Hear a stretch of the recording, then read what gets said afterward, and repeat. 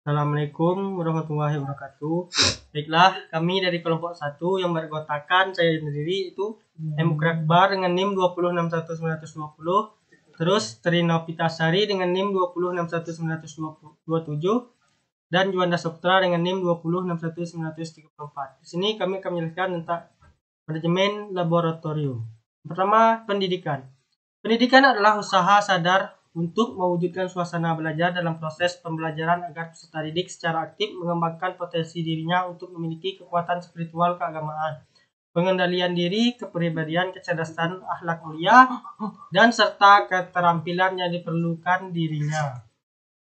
Terus manajemen pendidikan, yaitu proses pengorganisasian, pengarahan, dan pengendalian sumber daya pendidikan mencapai tujuan pendidikan secara efektif dan efisien. Tujuannya manajemen pendidikan itu mewujudkan suasana belajar dan proses pembelajaran yang aktif, inovatif, kreatif, dan menyenangkan. Terus terciptanya peserta didik yang aktif mengembangkan potensi dirinya. Terus tercapainya tujuan pendidikan secara efektif dan efisien. Dan terus selanjutnya itu teratasi masalah suatu pendidikan. Kemudian selanjutnya akan dilanjutkan oleh Saudara Juanda Saputra. Pada Saudara Juanda dipersilahkan. Assalamualaikum warahmatullahi wabarakatuh. Saya Juanda Saputra, NIM 206190034. Baik, izin melanjutkan, yaitu pada bagian fungsinya. Perencanaan adalah aktivitas pengambilan keputusan mengenai sasaran apa yang akan kita cari, tindakan apa yang akan diambil dalam rangka pencapaian tujuan.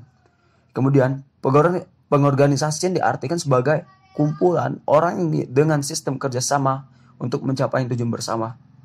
Poin berikutnya yaitu pergerakan adalah hubungan antara aspek-aspek individual yang timbul adanya hubungan terhadap bawaan untuk dapat mengerti bawah memahami pembagian pekerjaan yang efektif dan efisien. Poin berikutnya tentang manajemen laboratorium. Pengaturan dan pelaksanaan proses fungsi manajemen meliputi perencanaan, pengorganisasian, pelaksanaan, pengawasan, dan pelaporan, tempat riset atau penelitian ilmiah, eksperimen, percobaan, pengukuran, ataupun pengolahan laboratorium. Poin berikutnya yaitu pengolahan laboratorium secara umum meliputi beberapa faktor, yaitu terutama perencanaan, kemudian penataan alat dan bahan, setelah itu ada pengadministrasian laboratorium, kemudian poin selanjutnya itu adalah pengamanan, perawatan, dan pengawasan. Poin berikutnya, laboratorium adalah tempat yang digunakan untuk melakukan berbagai percobaan ataupun penelitian yang berhubungan dengan ilmu fisika, biologi, kimia, ataupun bidang ilmu lainnya, yang merupakan suatu ruangan tertutup, kamar, atau ruangan terbuka seperti kebun dan lain-lainnya.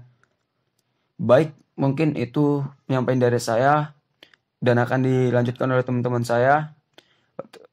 Lebih dan kurang saya mohon maaf. Pada rekan saya persilakan. Baiklah, di sini saya Trina Pitasari akan melanjutkan penjelasan dari Saudara Juan, di mana terdapat macam-macam laboratorium. Yang pertama ada laboratorium pengajaran. Jadi laboratorium pengajaran ini yaitu laboratorium yang digunakan untuk melakukan pengajaran seperti alat-alat laboratorium itu yang digunakan dalam penggunaannya menggunakan metode demonstrasi. Contohnya yaitu pada penerapan materi gaya gerak atau kemudian gerak vertikal dan lain sebagainya. Kemudian ada laboratorium penelitian, di mana laboratorium penelitian ini yaitu di mana terdapat suatu alat-alat yang digunakan untuk mengukur.